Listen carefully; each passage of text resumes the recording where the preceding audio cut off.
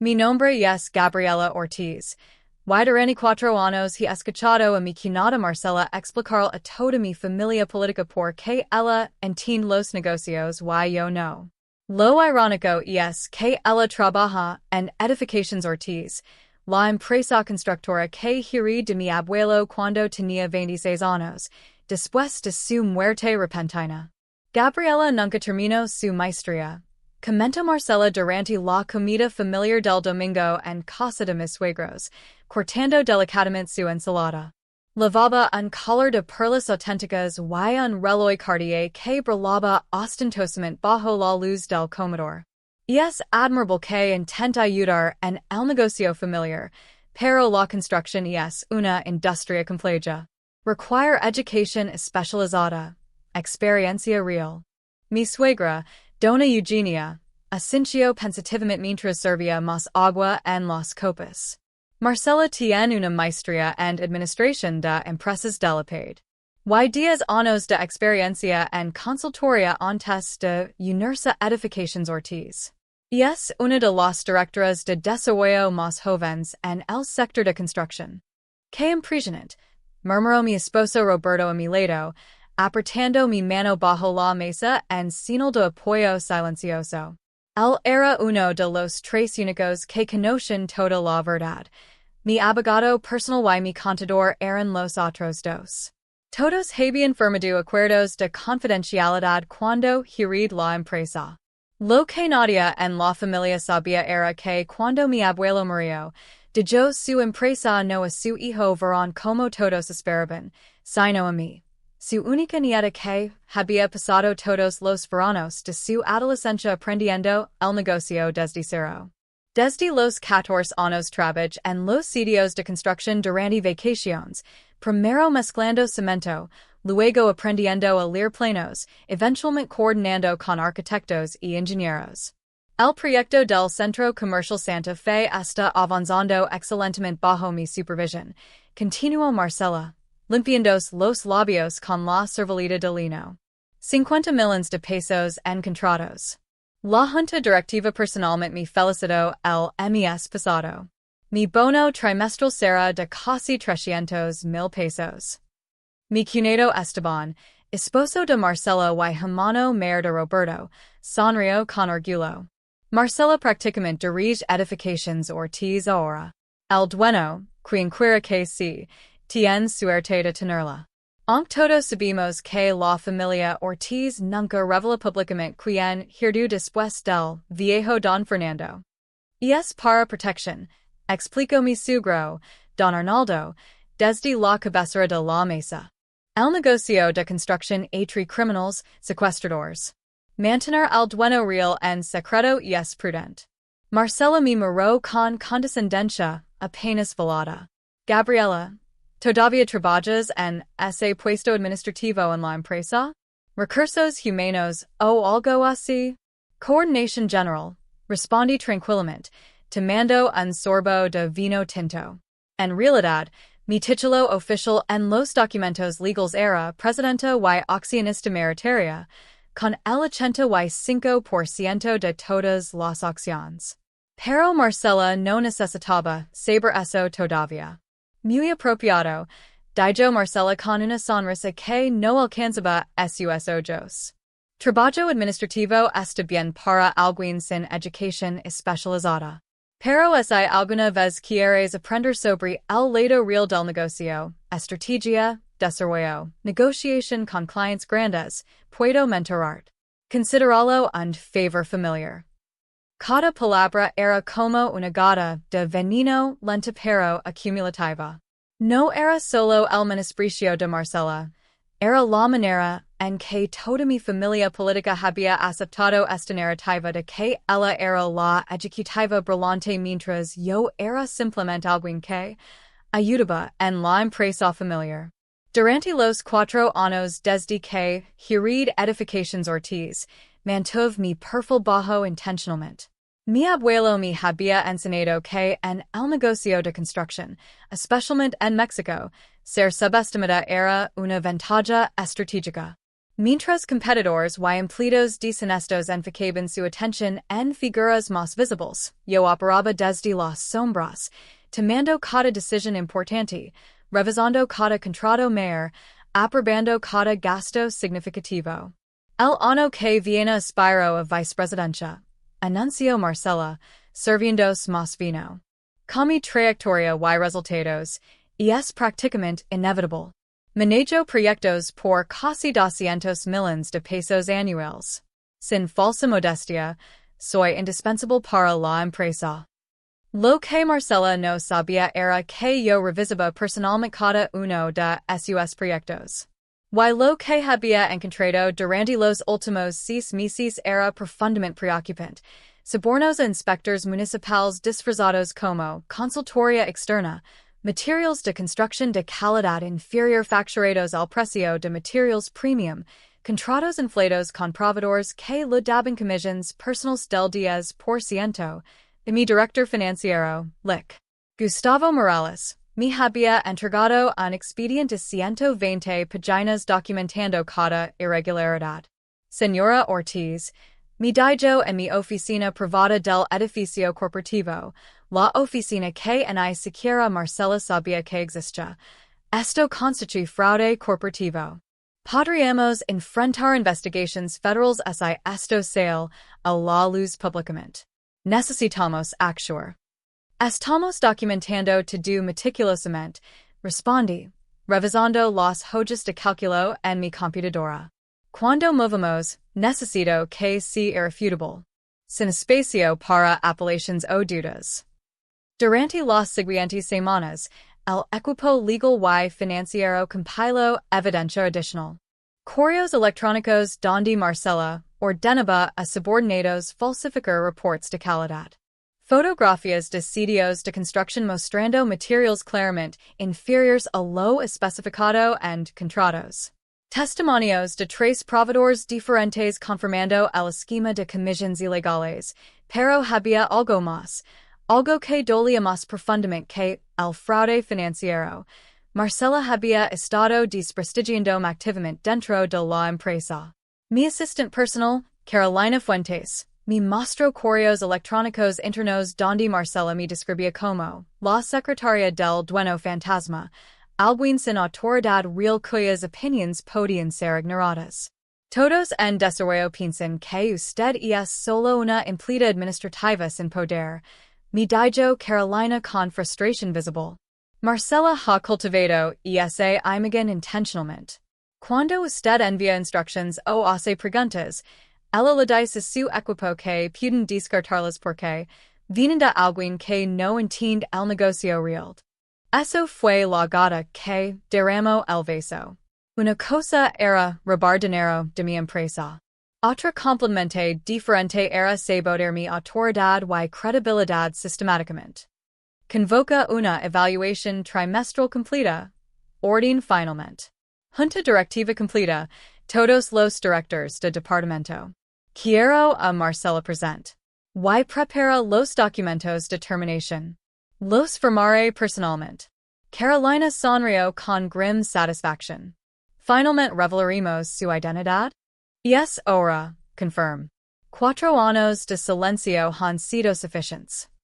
El miércoles a las 10 de la mañana, Marcela entró confiadamente a la sala de juntas ejecutiva de Edificaciones Ortiz, llevando una carpeta de cuero italiana bajo el brazo. Vestía un traje Chanel color crema que probablemente costó más que el salario mensual promedio de los trabajadores de construcción.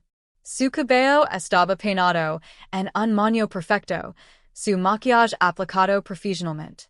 Buenos días a todos, saludo con familiaridad estudiada, sentándose en su lugar habitual a la mitad de la mesa. Alrededor estaban los otros directores, Jorge Sánchez de Operations, Patricia Rios de Recursos Humanos, Gustavo Morales de Finanzas, y varios gerentes de proyecto.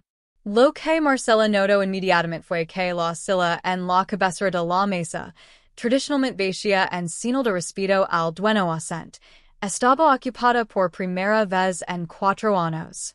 Pero la persona sentada allí estaba de espaldas, revisando documentos. con su rostro oculto. ¿Quién es? Susurró Marcela a Jorge, quien estaba sentado a su lado. Jorge simplemente sonrió sin responder. Gustavo Morales se puso de pie, llamando la atención de todos. Buenos días. Esta será una evaluación trimestral diferente a las anteriores. Por primera vez en 4 años desde la muerte de Don Fernando, la presidenta y accionista mayoritaria de Edificaciones Ortiz estará presente físicamente. Marcela se enderezó, su expresión transformándose en una de emoción apenas contenida. Durante 4 años había estado intentando impresionar al dueño misterioso, enviando reportes elaborados, inflando sus logros, esperando algún día conocer a la persona que controlaba su carrera. Antes de comenzar con las evaluaciones de desempeño, continuó Gustavo, la presidenta quiere dirigirse directamente a uno de nuestros directores. La figura en la cabecera se dio vuelta lentamente, y observe cómo el cerebro de Marcela procesaba lo imposible. Sus ojos se abrieron completamente. Su boca formó una O perfecta de shock. El color dreno de su rostro dejándolo casi gris. La carpeta de cuero se deslizó de sus manos y cayó al suelo con un golpe sordo.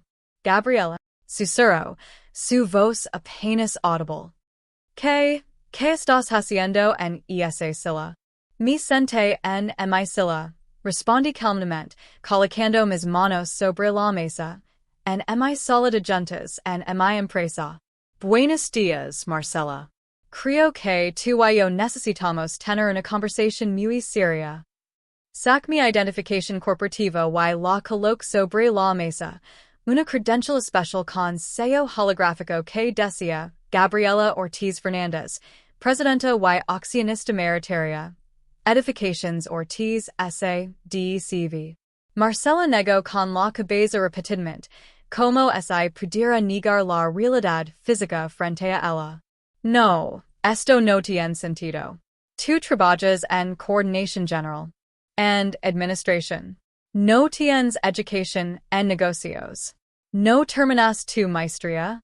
No necesito terminar una maestría en administración. Interrumpí, mi voz firme pero controlada, porque aprendí este negocio desde los 14 años directamente Don Fernando Ortiz, mi abuelo. Él me enseñó personalmente durante 12 años. Cuando murió, me dio el 85% de todas las acciones en un testamento certificado que está registrado públicamente en el Registro Público de Comercio. Cualquiera puede consultarlo. Patricia Ríos abrió una carpeta frente a ella. Para los que no han visto los documentos legales, puedo confirmar. Gabriela Ortiz heredó la empresa completa hace 4 años. Ella ha sido la presidenta legal desde entonces. Cada decisión estratégica importante ha sido aprobada por ella. Pero yo he estado dirigiendo proyectos. Tartamudeó Marcela, con su compostura característica completamente desmoronada. El Centro Comercial Santa Fe. Los edificios residenciales en Polanco. Las oficinas corporativas en Reforma. Proyectos que yo aprobo. Abriendo mi propia carpeta. Cada uno pasó por mi revisión. Y francamente, lo que encontré fue profundamente preocupante. Gustavo Morales activó el proyector. En la pantalla apareció una hoja de cálculo detallada con números resaltados en rojo. Proyecto Centro Comercial Santa Fe. Leo Gustavo con voz profesional y devastadora. Contrato especificaba acero estructural grado A572. Documentación fotográfica muestra que se utilizó acero grado A36, significativamente más barato y menos resistente. Diferencia de costo, 2 millones de pesos. La pantalla cambió a correos electrónicos. Los correos de Marcela. Aquí tenemos su correo al proof de metalcon, continuó Gustavo, donde explícitamente ordena la sustitución de materiales. Cito textualmente. USA el A36 pero factura como A572. La diferencia dividida 50-50 como discutimos. Marcela esse puso de pie abruptamente, con sus manos temblando. Esos correos son privados. No pueden. Son correos corporativos enviados desde cuentas de la empresa, interrumpió Jorge Sánchez. Legalmente, son propiedad de Edificaciones Ortiz. Y como presidenta, la señorita Ortiz tiene derecho absoluto de revisarlos. La presentación continuó, cada día positiva más condenatoria que la anterior. Pagos a inspectores municipales. Contratos inflados con empresas fantasma. Comisiones personales ocultas en facturas de consultoría. 4 años de fraude sistemático documentado meticulosamente. El total, anunció Gustavo finalmente, y hasta 8.3 millones de pesos robados de Edificaciones Ortiz a través de varios esquemas durante los últimos 3 años. Marcela esse dijo que en su silla, con su respiración volviéndose irregular, casi hyperventilando. Gabriela yo, todos en la industria hacen esto. Y es como funcionan los negocios de construcción en México. Los márgenes son delgados. Las comisiones son necesarias para robar. Complete la phrase con voz cortante. No racionalices fraude como práctica de negocios normal. Mi abuelo construyó esta empresa durante 40 años sin robar un solo peso. Yo he mantenido esos estándares durante 4 años.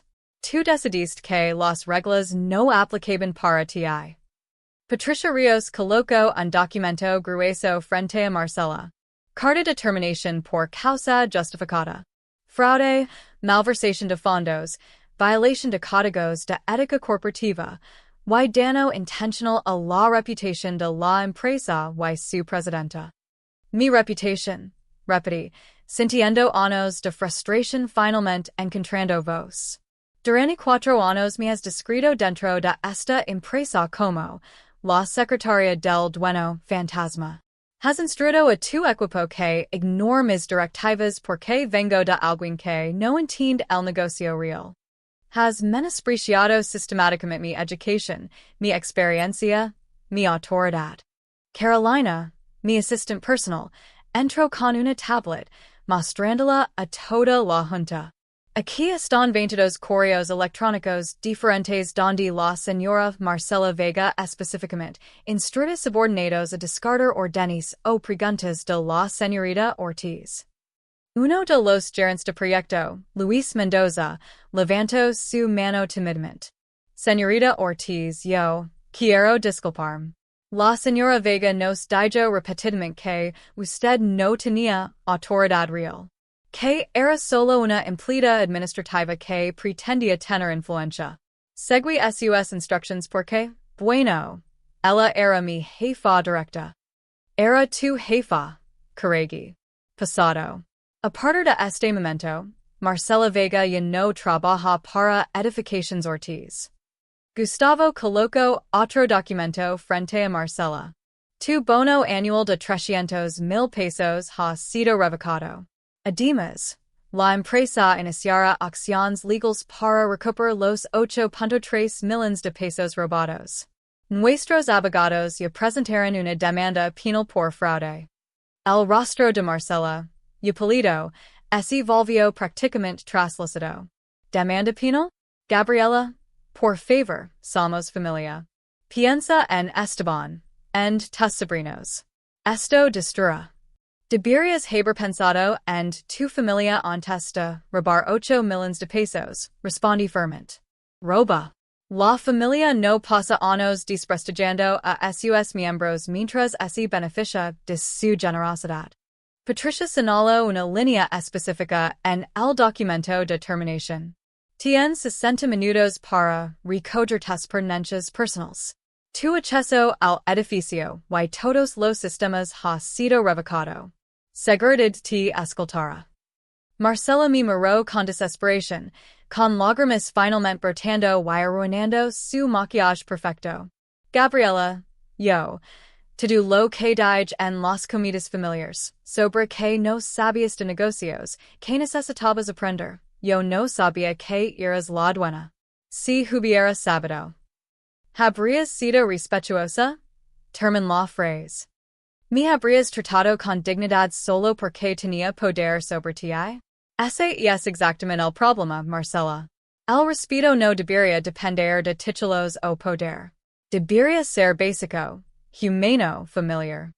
Mi pies de pie, todos en la sala inmediatamente haciendo lo mismo en señal de respeto automático. Era un gesto pequeño pero significativo. Finalmente, mi autoridad era visible y reconocida. Sobre aprender de negocios, continuo, caminando lentamente alrededor de la mesa hacia donde Marcela estaba sentada. Esta empresa facturó el año pasado 450 millones de pesos. Tenemos contratos activos por 1.200 millones. Empleamos a 600 personas directamente y 3.000 indirectamente. Durante mi presidencia, hemos crecido 40% y mantenido cero quejas legales por calidad o seguridad. Creo que entiendo de negocios suficientemente bien. Gustavo Nadio, con una pizca de satisfacción profesional, la señorita Ortiz también completó personalmente su maestría en ingeniería civil el año pasado. Estudió de noche mientras dirigía la empresa de día. No lo anunció públicamente porque, a diferencia de algunos, no necesita validación externa constante. Marcela cerró sus ojos, como si pudiera hacer desaparecer esta realidad.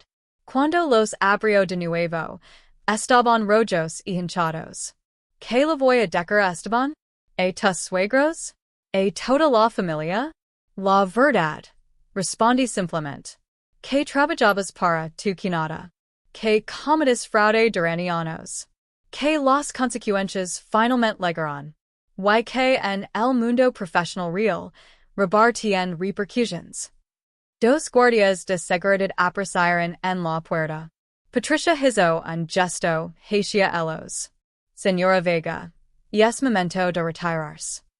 Marcela se puso de pie con movimientos de autómata, recogió su carpeta del suelo con manos temblorosas, y caminó hacia la puerta. Antes de salir, se dio vuelta una última vez. ¿Vas a presentar realmente cargos penales? Mira Gustavo, qui inocencio. Los documentos ya fueron presentados ante la Fiscalía General. Fraude por más de 5 millones es delito grave. Enfrente de 2 a 12 años de prisión según el Código Penal Federal. Marcela salió escoltada. Sus tacones de diseñador resonando cada vez más débiles en el pasillo de mármol. La noticia se propagó por Edificaciones Ortiz en menos de 2 horas. Para el mediodía, todos los 600 empleados sabían que la coordinadora administrativa era en realidad la presidenta y dueña, y que había despedido a la directora de desarrollo por fraude masivo. Convoque una reunión general a las 4 de la tarde en el patio principal de nuestra oficina central. Todos los empleados que podían estar presentes se reunieron, ingenieros con cascos de seguridad todavía puestos, arquitectos con planos bajo el brazo, personal administrativo, equipos de contabilidad. Mi per en una plataforma elevada con un micrófono, mirando los cientos de rostros, algunos curiosos, algunos preocupados, algunos claramente aliviados. Muchos de ustedes se enteraron hoy de mi identidad real. Commence, mi voz amplificada pero manteniendo la calidad humana. Algunos están sorprendidos.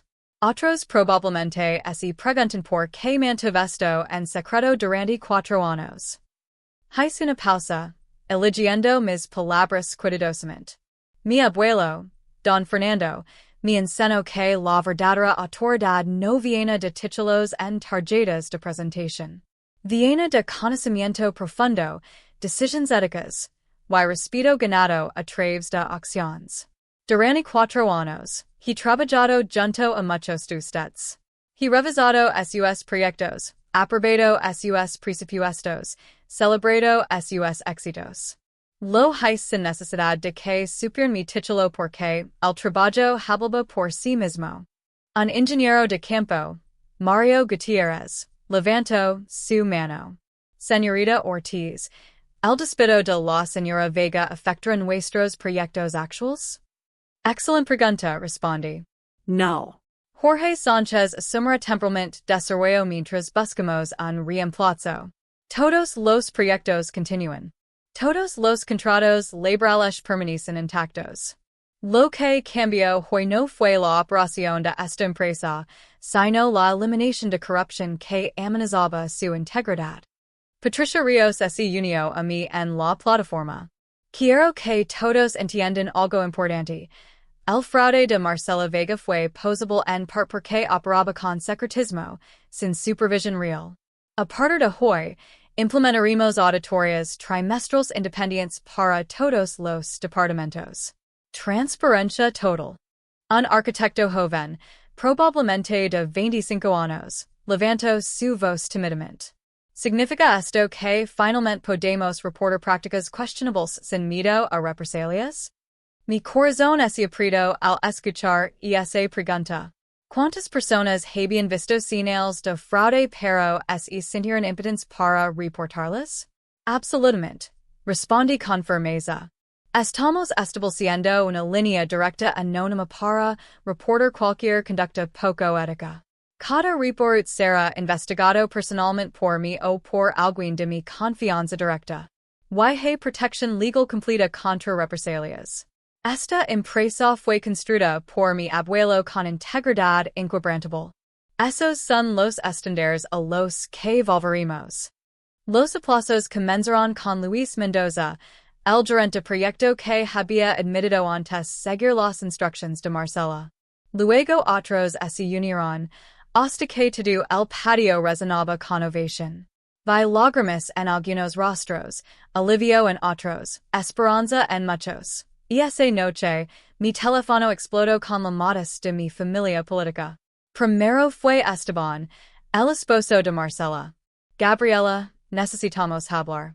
Marcela está destruida. Está hablando de suicidio. ¿Cómo pudiste ser tan cruel con tu propia familia? Esteban, dije con cansancio, sintiendo el peso emocional del día finalmente cayendo sobre mis hombres. Marcela robó 8 millones de pesos de mi empresa. Saboteó mi reputación durante años. Puso en riesgo la seguridad de edificios al usar materiales inferiores. Esto no es crueldad. Esto es justicia. Pero es tu cuñada, la madre de tus sobrinos. Yo soy la mujer que ella menospreció durante 4 años mientras se enriquecía con mi empresa, respondí, sintiendo lágrimas finalmente brotando después de mantenerlas contenidas todo el día. Cada comida familiar, cada comentario sobre mí, falta de educación en negocios, cada sugerencia de que necesitaba su mentoría, todo mientras literalmente robaba de mí. Hubo silencio al otro lado de la línea. Los cargos penales pueden arruinar su vida, dijo Esteban finalmente, su voz quebrantos. Ella arruinó su propia vida cuando decidió que el fraude era aceptable, respondí. Yo solo documenté las consecuencias. Mi suegra llamó 30 minutos después.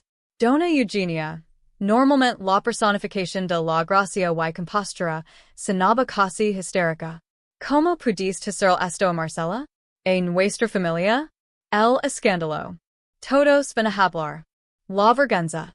Doña Eugenia, dije con toda la calma que pude reunir, con respeto, la vergüenza debería ser de alguien que comete fraude. No de quien lo expone. Marcela tuvo 4 años para elegir integridad. Eligió robo. Pero tú eres familia? La familia no roba de familia, interrumpí. Durante 4 años, ustedes permitieron que Marcela me tratara como si fuera inferior, sin educación, sin valor profesional. Nadie defendió mi dignidad. Nadie cuestionó sus historias. Todos simplemente asumieron que ella era superior. Mi esposo Roberto, quien había estado sentado a mi lado durante esta llamada en alta voz, finalmente habló. Mamá, Gabriela tiene razón. Durante años, la familia trató a mi esposa como decoración familiar. Como alguien que ayudaba en la empresa, no quien la dirigía. Esa actitud permitio que Marcela se sintiera comoda, robando, y menospreciando. Esto termina, ahora. La llamada terminó friamente. Roberto me abrazo mientras finalmente me permitía llorar completamente. Lo hiciste bien, murmuró en mi cabello. Fue difícil, pero necesario. ¿Por qué duele tanto? Pregunt entre celosos. Hice lo correcto. Protege mi empresa, mis empleados, el legado de mi abuelo. ¿Por qué me siento tan horrible? ¿Por qué eres humana? Respondió suavemente. ¿Por qué enfrentar familia, incluso cuando están completamente equivocados, duele?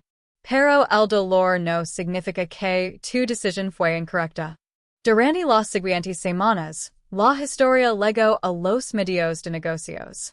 Los titulares fueron variados. Heredera oculta expone fraude masivo en empresa constructora familiar. Joven presidente desmantelera corrupción en Edificaciones Ortiz, Gabriela Ortiz. La CEO que operó en sombras para documentar fraude. El caso penal contra Marcela avanzó rápidamente. Su abogado intentó negociar un acuerdo, ofreciendo devolver el dinero robado a cambio de retirar cargos. Consult con mi propio equipo legal. Podríamos aceptar restitución completa más intereses, sugirió mi abogado. Evitaría un juicio largo y potencialmente más exposición mediática negativa. Lo considera durante varios días. Una parte de mí quería evitar más drama familiar. Pero otra parte, la parte que había aprendido negocios de mi abuelo, sabía que establecer precedentes era crucial. No, decidí finalmente. Procedemos con el caso completo. Otros en la industria necesitan ver que el fraude tiene consecuencias reales. No solo reembolsar dinero y seguir adelante. Marcela eventualmente se declaró culpable como parte un acuerdo con la fiscalía. Recibió 3 años de prisión suspendida, 500 horas de servicio comunitario, y restitución completa de 8.5 millones de pesos incluyendo intereses. También quedó inhabilitada para trabajar en cualquier puesto corporativo de confianza durante 10 años. Las comidas familiares se volvieron diferentes. Esteban y Marcela no asisten más. Mis suegros son educados pero distantes. Pero otros miembros de la familia, especialmente los más jóvenes, comenzaron a hacer preguntas reales sobre mi trabajo, sobre cómo construir éxito, sobre liderazgo ético. Mi sobrino menor, Andrés de 16 años, me buscó en una reunión familiar 6 meses después de todo el escándalo. Tía Gabriela, ¿puedo preguntar algo? Por supuesto, Andrés. Todos siempre hablan de tía Marcela como la exitosa, la inteligente. Pero tú eras la dueña todo el tiempo. ¿Por qué nunca dijiste nada? Sonre, recordando a mi yo de 4 años atrás tomando esa decisión. ¿Por qué el éxito real no necesita audiencia constante, Andrés? Se valida por resultados. Por integridad. Por el respeto que ganas de personas que realmente hacen el trabajo. ¿No te molestaba que todos pensaran que eras menos importante? A veces, admití honestamente. Pero mi enfoque en construir algo sólido, algo ético, algo que haría orgulloso a mi abuelo. Las opiniones de otros eran solo ruido. En mi oficina ahora, tengo enmarcada una fotografía de mi abuelo y yo en un sitio de construcción cuando tenía 14 años. Ambos llevamos cascos de seguridad.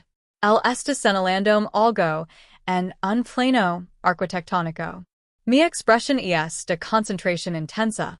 Debajo, con la letra distintiva de mi abuelo, hay una nota que escribió en el reverso de esa foto años atrás.